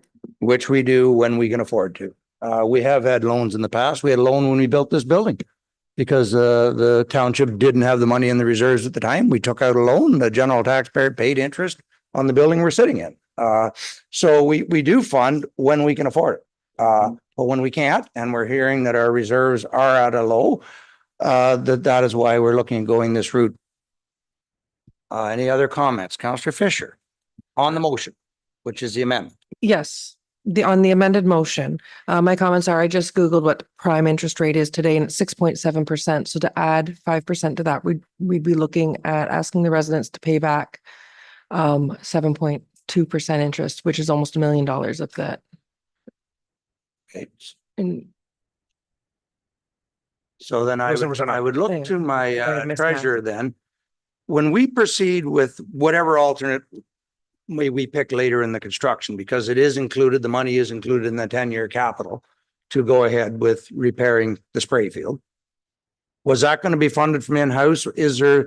Or are we going to have to borrow that money as well? So if we go ahead with a project of estimated at 7.3 million, the last number I had, we will have to take on a loan for that as well.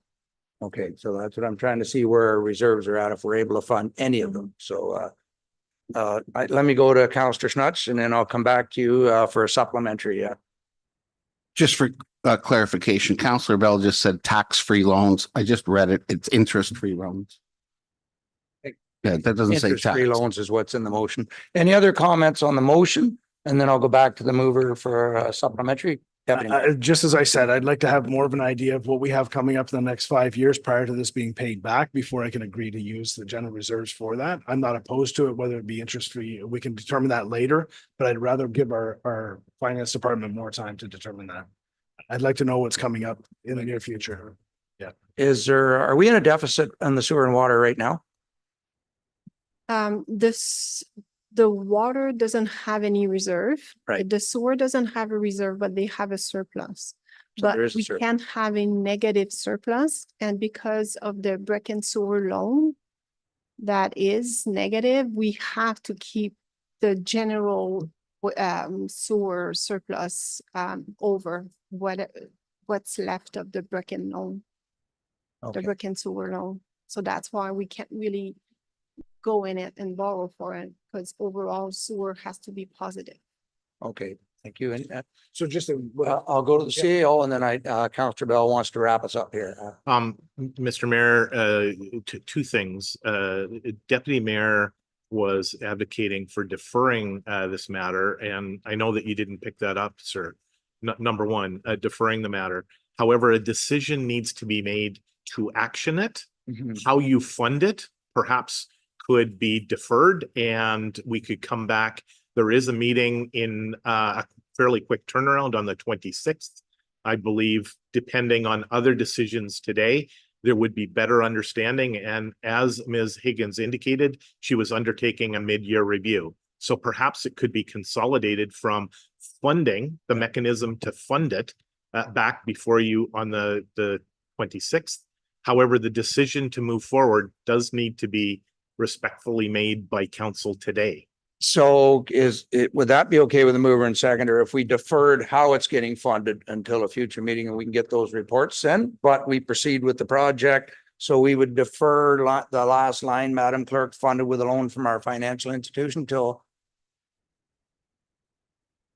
if that's fine with the mover and seconder, because we're in committee of the whole, so we can do that. Yes, and then the thing that's missing, so for example, now based on the February 26 increases, the total water and sewer bills between the 8% and 5% respectively for 8 years brought an increase in a water sewer bill of $1,480 by the end of the 8 years. It exponentially increases. And to my understanding, this 1.54 million this year, and then any 25 hauling were not included in those numbers. So we're going to have to look at what that rate increase actually is, because this will cause people to, this is a crushing blow to add another $3 million plus interest.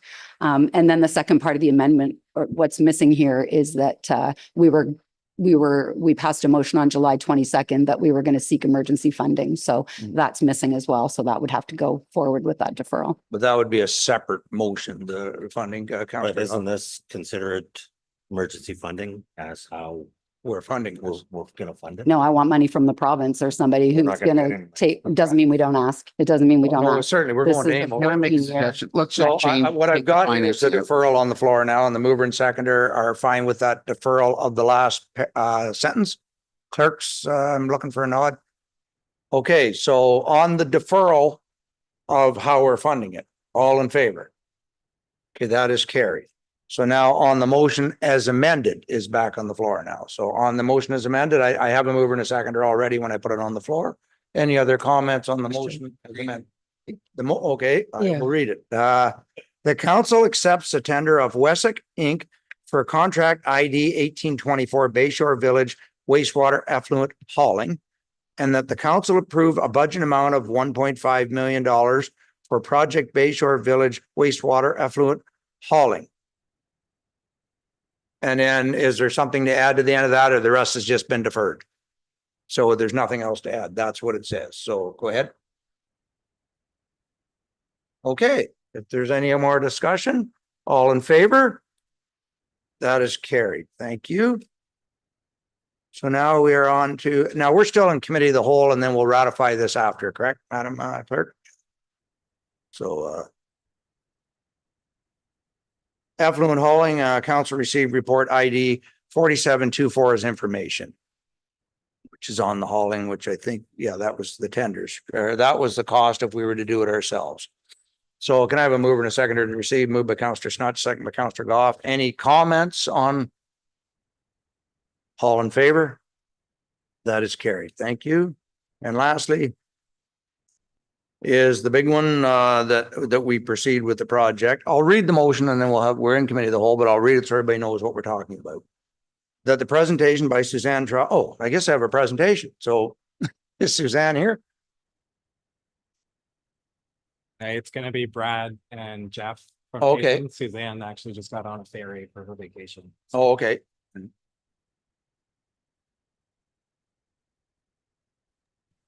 Well, I'll read the motion so everybody knows what's on the floor while we're waiting for the presentation. That the presentation by Suzanne Troxter, which will be somebody else now, Tatum Engineering regarding the conclusions and recommendations of the Bayshore Village effluent spray irrigation class EA update be received as information, and the council choose alternative 8, discontinue spray irrigation and build effluent disposal bed on the west field as a preferred solution, and that upon the completion of the class EA update, the township advances the design and implementation of alternate 8, the preferred solution. So that's the motion that's here. It's just a suggestion. I'll get a mover and a seconder to put it on the floor. Moved by Councillor Goff, second by Councillor Tuyu, but now we'll wait for our presentation.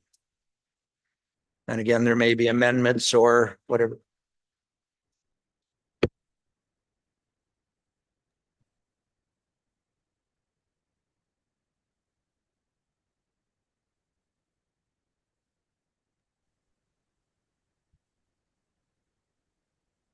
Was it Brad and? Supposed to be Brad and Jeff, Brad Laking and Jeff Hubble. There's Brad here. Brad just. Yeah, hi everybody. Can you hear me? Yes. So Jeff, go. Jeff's just getting set up here, so it'll just be a couple minutes if that's okay. Okay, perfect. You're coming to us from the faraway town of Aurelia? That's correct.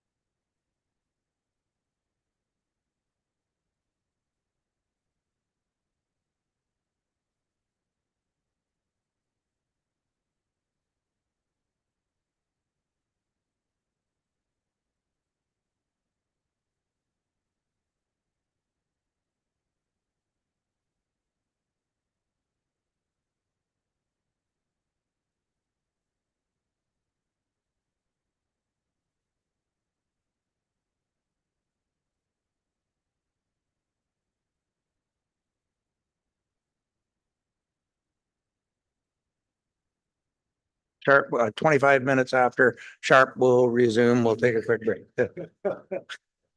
After 11.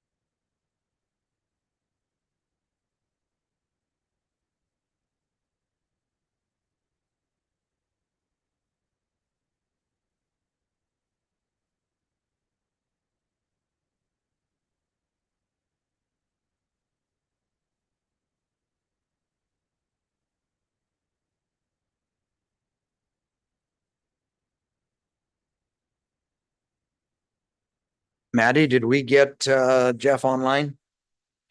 Okay. So, yep, my counselors are walking in the room. We will call the meeting back to order then. If you can get us screaming, Maddie.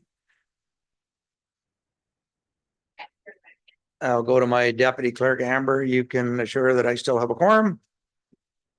Yes, your worship, you have quorum. Okay, Jeff and Brad, you are, I believe, online and ready to go. Possibly.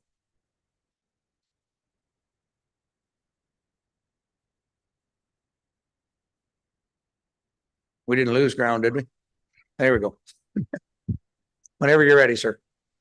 Hi there, everybody. I think we actually have Suzanne who's called in as well. And Jeff's just logging in here too momentarily. Are we sharing screen to make the presentation, or how's that going to work? Maddie, how do you want that to work? You can share your screen, yes. Okay. Jeff's just connected here, so I'll let him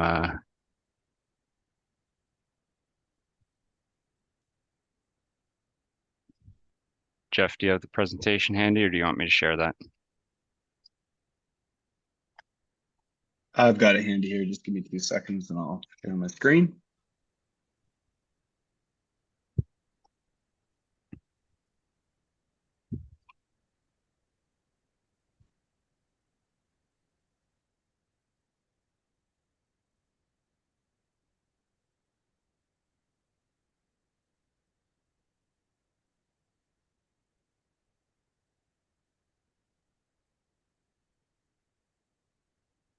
Let me know when you guys can see that okay. We are good. Great. Okay. Sorry about that little delay, everyone. Good morning, Mayor, members of council, staff. So I think, as you guys know, we're going to be presenting an update to the Bayshore Village effluent spray irrigation Class EA and some of the recommendations on the draft report for everyone to review and concur on.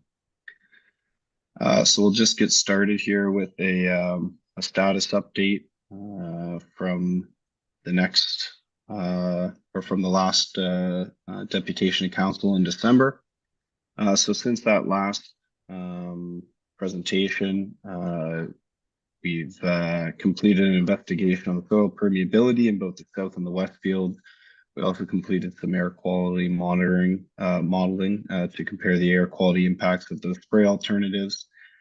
We also looked at a comparative assessment of all of the alternative solutions, including capital and operating cost estimates. Prepared and held the PIC on May 22nd, reviewed all the comments that were received during that. And then from those comments and the work on the alternative solutions, drafted the Class EA update report, which is attached on the agenda, I believe. Last week, on August 2nd, 2 weeks ago, I guess, on August 2nd, the stage 2 archaeological survey of the Westfield took place. They found artifacts, about 200 or so, from an 1870 pioneer house in the middle of the field. So that investigation is ongoing. So just to give a quick recap, basically the purpose of this Class EA update is to find the preferred solution with the required effluent disposal capacity that reduce or eliminates runoff adjacent properties, ditches, and the Waynemans Creek. This solution is supposed to provide some spare capacity as well as the operational flexibility that is lacking with the current spray field solution. Ultimately, needs to address the adjacent residents' concern and the impacts on their properties. Needs to, for the township to be reasonable capital and operating costs, and ultimately meet the current MEC policies and guidelines so that we can obtain that EA approval, update and approval. So during the Class EA, we did a screening of a long list of alternatives, which we presented back in December. I'm going to very quickly go through those now. We resolved that 4 of those alternatives would be further considered and compared to evaluate. The first one is to expand the spray irrigation fields on the west field. The other two involved some mix of keeping a spray field as well as building an effluent disposal bed. And then the last one is to completely abandon the spray irrigation and replace that with one large effluent disposal bed. And we went over all these alternatives in December. I don't think there's any outstanding questions on those.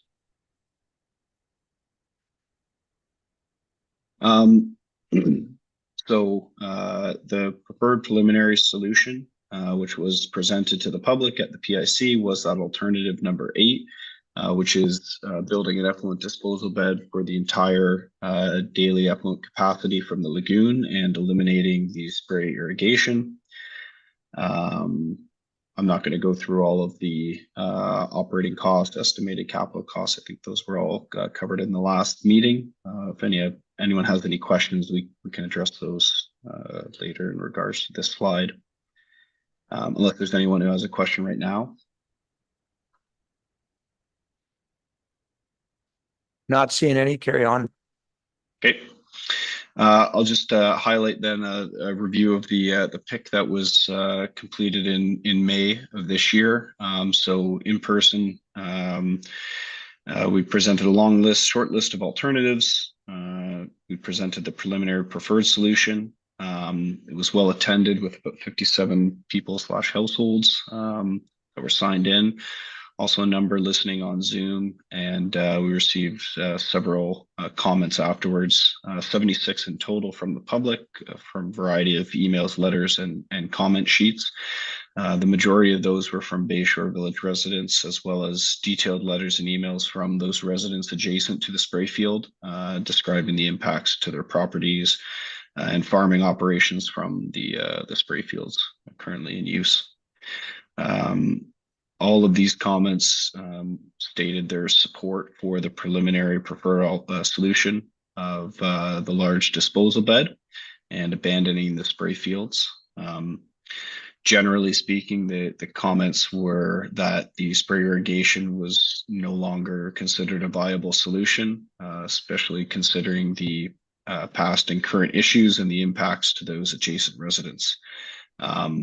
They noted the implementation of a new service being urgent and that the township should seek out government funding because of the high project costs, which were presented. We did also receive some comments that were from organizations and agencies that were notified of the PIC. That included the Beef Farmers of Ontario and Simcoe County Federation of Agriculture and the Alderville First Nations township staff. Have so far been corresponding with the First Nations to keep them informed of the archaeological assessments. Maybe Josh or Diana could speak up, but I don't know if there's been anything additional to note to them so far. But I know the township is keeping them up to date on that. All of these comments that were received has been summarized in that draft Class EA report. We haven't responded to all of those comments received yet, partially because we received so many, but that's in progress.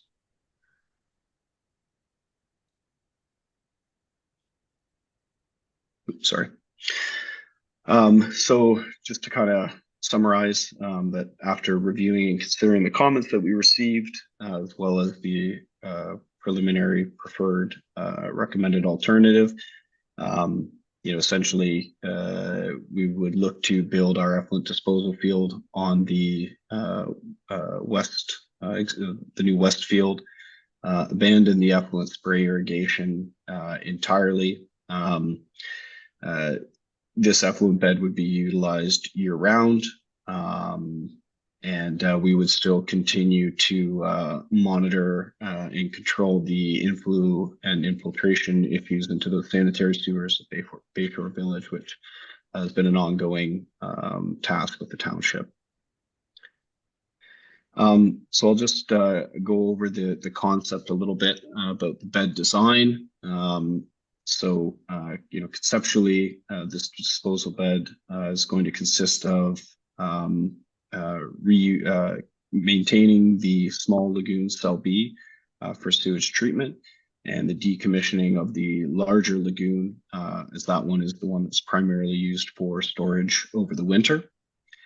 We would be constructing a new effluent pumping station that would include a standby generator to ensure we're always disposing of effluent to our new bed. The proposed raised disposal bed would have a capacity of 400 cubic meters per day. As you can see from the previous photo, it's quite a large bed. It's going to be divided into several cells. This bed does not operate the same way that a septic system works. We dose a small volume of effluent to various portions of the bed in a rotating manner, which is done to help spread the loading rate across the entirety of that large area throughout the day. The reason for the large bed is based off of the native soils and their ability to accept a very low loading rate of volume per square area. So that's part of the large size. And primarily that bed is from a leaching bed sand fill, which can be provided and sourced from the local pits in Ramara, which is good. Are there any questions on the disposal bed design concept or any questions? I'm not seeing, yes, I have one question, Councillor Goff, go ahead. I just have a quick question. Sure. Would this be possible to add to it, make it bigger in the future in order to have more homes on it? So if you see there on the drawing, and maybe I can flip back to that overview area, we've taken up quite a large, I don't know if you guys can see my mouse on the screen here, hopefully. Yes. We've taken up a fairly large area within here. In order to expand, we would have to expand the bed area. There's not a lot of room to grow. We would also have to address the treatment portion of the smaller lagoon. And I'm not sure, Josh or Deanna, if you want to step in to speak a little bit to that further about future plans for expansion for the Bayshore Village area or not. Well, just on that, I believe we could do another tile field on the south field if down the road, but again, you would have to make the one pond larger, correct, Dana? I think there was room if we wanted to expand down the road to do another field on the south field tile bed. Again, that would be in the future. Josh. Yeah, we did talk about future expansion. We could extend the current one that's being proposed, or it could be looked at on another part of the fields we currently own. No. Right. Yep. Okay. Yeah. Yep. So carry on, Brad. Okay. Just flip through here. Where were we? Yeah. So if there's no other questions on the disposal bed design concept, I'll just flip over to a little note on inflow and infiltration control. So the township, along with Aqua, the operator, has made progress in reducing those wastewater flows from Bayshore in the last few years. Need to continue those efforts every year to try and reduce as much as possible the loading on the sewage system and the disposal bed. We're still relying on not ideal soils for disposing the effluent, which leads to the large size, and a lot of points of the engineering that needs to be included to help prevent breakout and failure of the bed. So we don't want to overload this system. Keeping it at those design flows will help extend its overall life, and then ultimately the cost to the township and the taxpayers. So, the draft Class EA report is recommending to the township that we look at repairing those sewers, any of the manholes, laterals that have been found to have the defects that could potentially allow for that groundwater to enter, and having a look at those who are connecting their sump pumps directly into the sewage discharge lines as well. That is a no-go. There should be no sump pumps that are connected into the main sewage lateral for the homes. and then setting up a regular schedule review for video inspections of the sewer system to identify any potential sources, new sources of II throughout the system. So next steps, just to kind of highlight and go over the schedule. We think that it's possible to have this new disposal bed commissioned by the spring of 2026. First, the draft Class EA report needs to be sent to the MECP for their comments. That will take at least a month.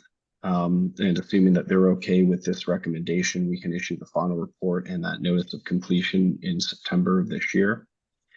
Once we issue that notice, there's a 30-day review period, which takes us to the end of October and early November. And at that point, the EA process would be complete.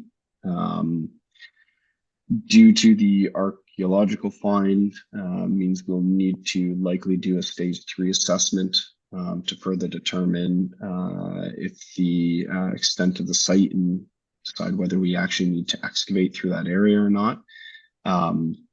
We'll need to investigate and mitigate that before construction begins regardless. And we'll know more once we get that report there from the archaeologists, what they found. In parallel with that, we can complete the preliminary design as well as the pre-consultation with the MECP. Assuming that the MECP would agree to an expedited review. They've been involved with this process over the years, so we're hopeful. Then ideally the construction, if we agree to that ECA modification, then we could begin construction in the summer of 2025 and have everything complete, commissioned and ready to start in the spring of 2026. I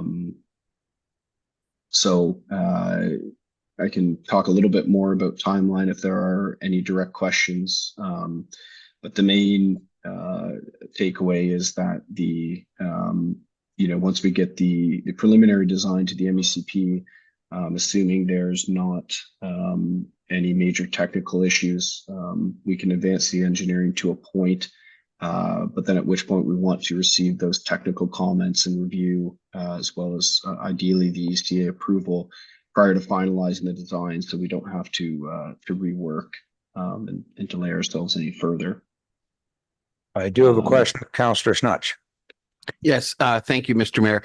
You just said construction in the summer of 25, or did I misunderstood? Because here it says on the sheet, construction is spring of 26. Oh, sorry. Did I say, yeah, I might have misspoke there. Yeah. Okay. Construction, we could start some of the pre-construction depending. We need to be doing some of the stripping and whatnot in the area, but the majority, it's very difficult to construct the beds over the winter time, as you might imagine, with placement of materials and everything like that. So primarily, we would look to construct in the spring once we're through the freshet and the melt and the ground starts to firm up a touch. Right. I just thought when you're doing the tendering in April, it's not starting it to the next spring. Is there any chance that we could get? Is there any chance of this project being completed in 2025? That's my question. Any completion within 2025 would be dependent on MECP approvals and having an available contractor to do the work. Part of the tendering in the spring of 2025, and then the construction start being or the construction that spring 2026 is a completion. Sorry, oh my mouse is on the other screen there. That's the targeted completion of construction, not necessarily the start of construction. The assumption is that through the tendering phase, we would be receiving that MEC approval or having that finalized ECA before we start the bulk of the construction of the actual bed. There's certain activities we can complete prior to that. but the majority of the construction of the bed would be contingent on actually having that ECA in hand. Okay, thank you. Carry on.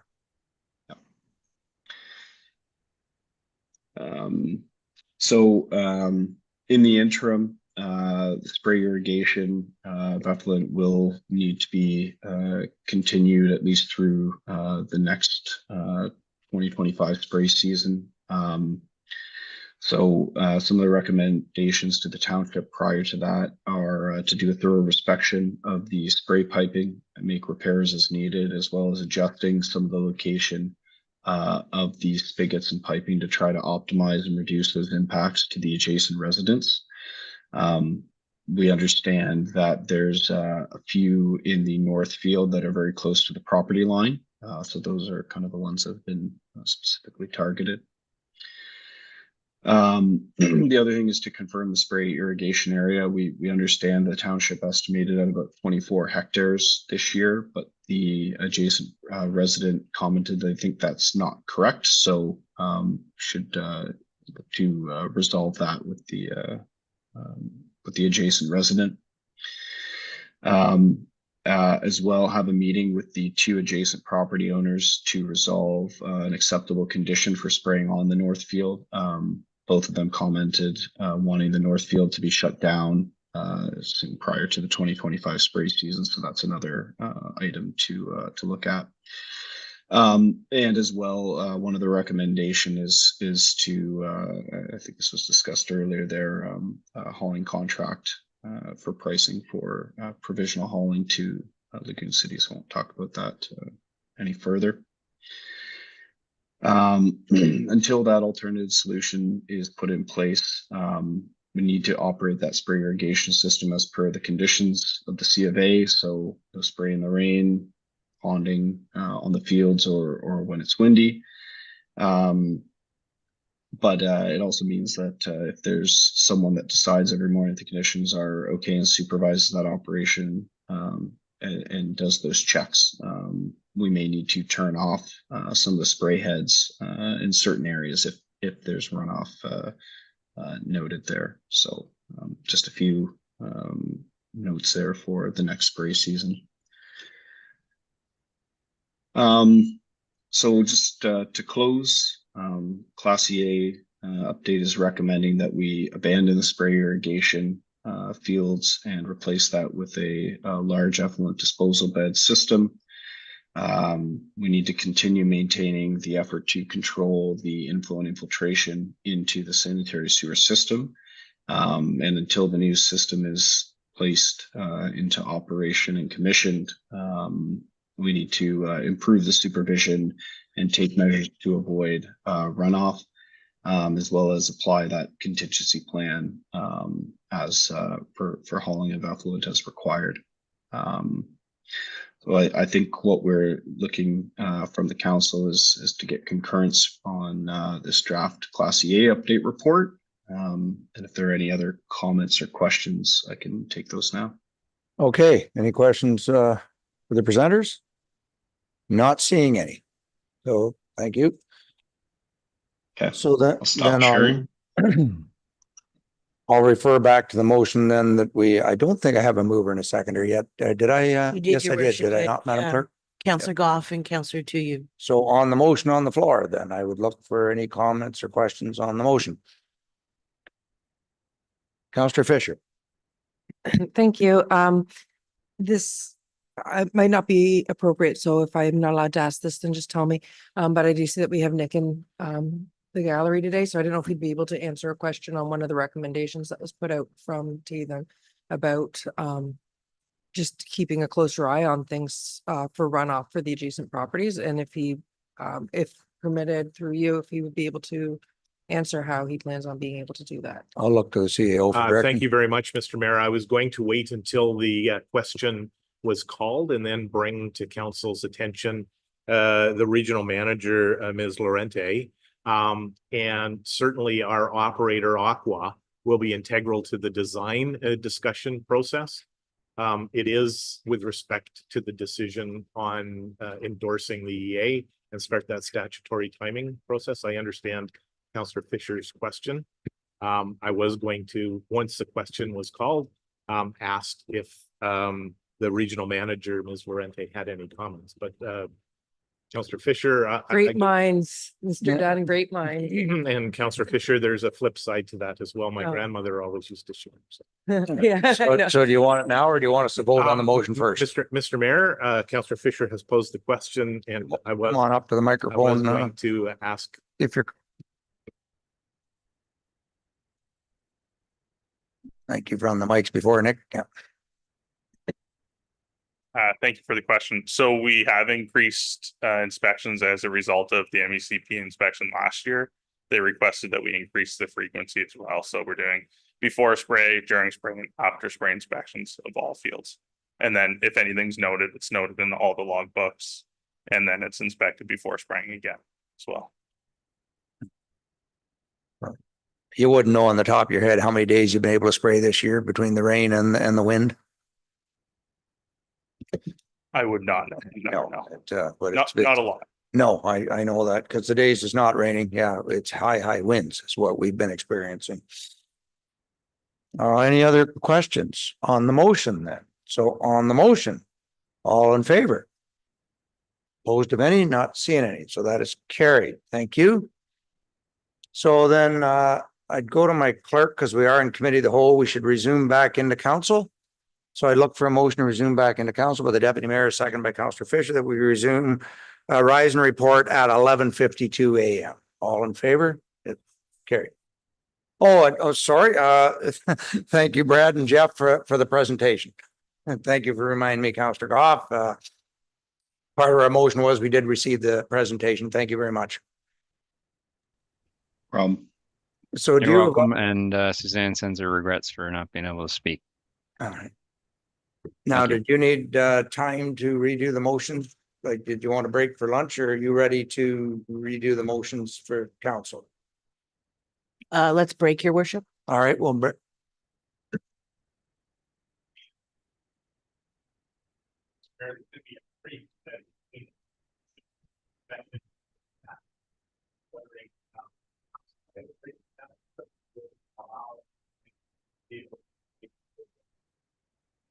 That's fine. Thank you. so 12 o'clock.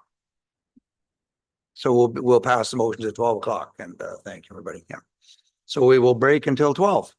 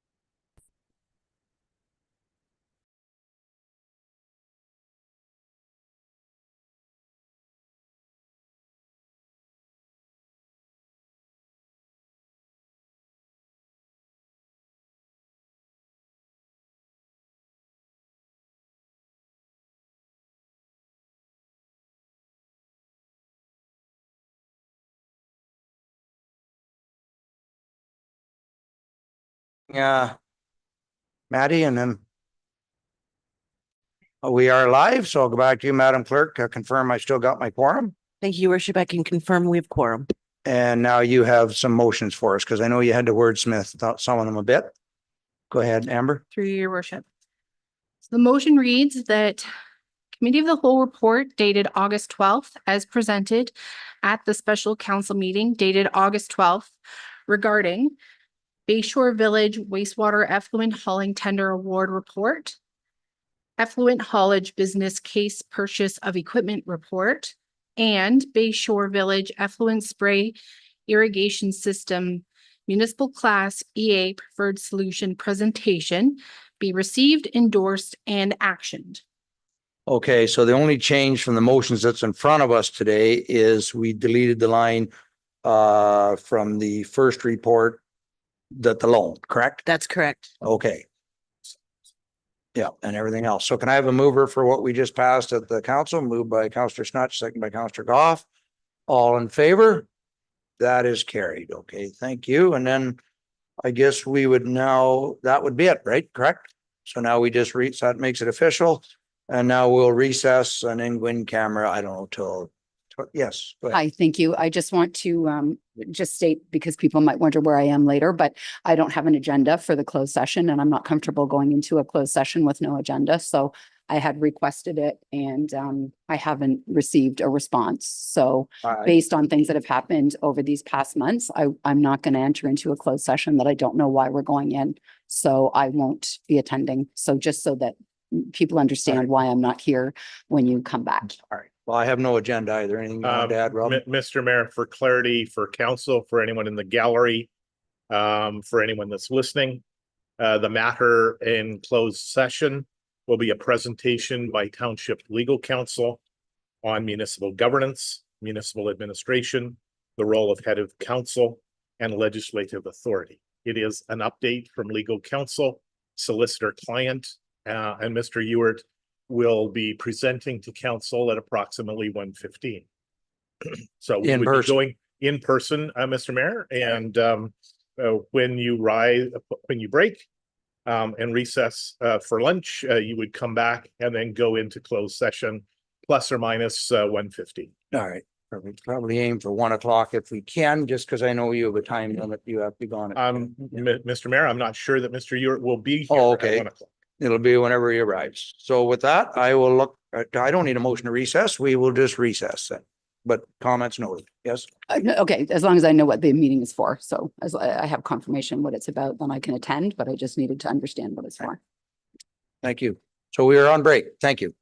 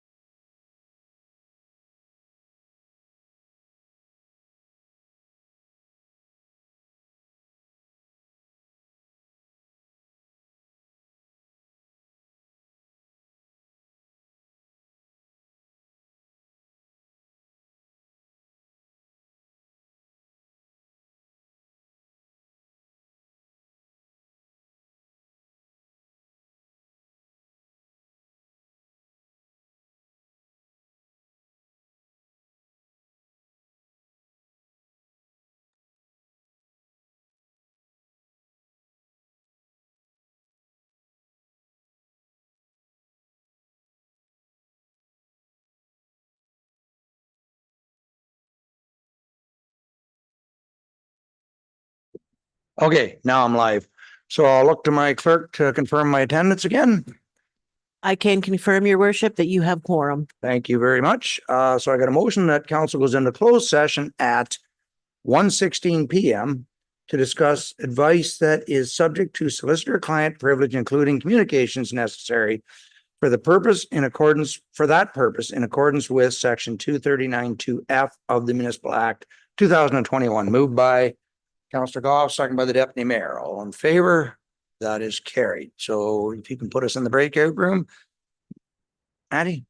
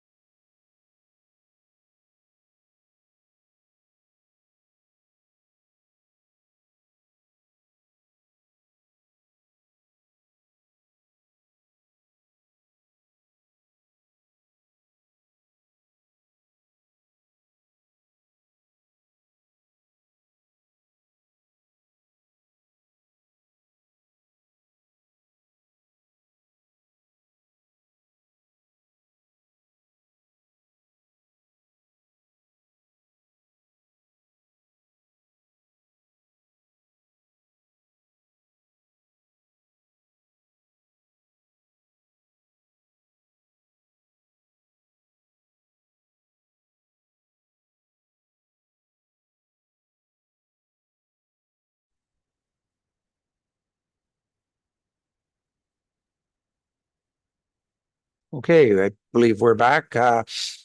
We did lose Councillor Fisher. She had a previous engagement that she did have to leave at 2:00.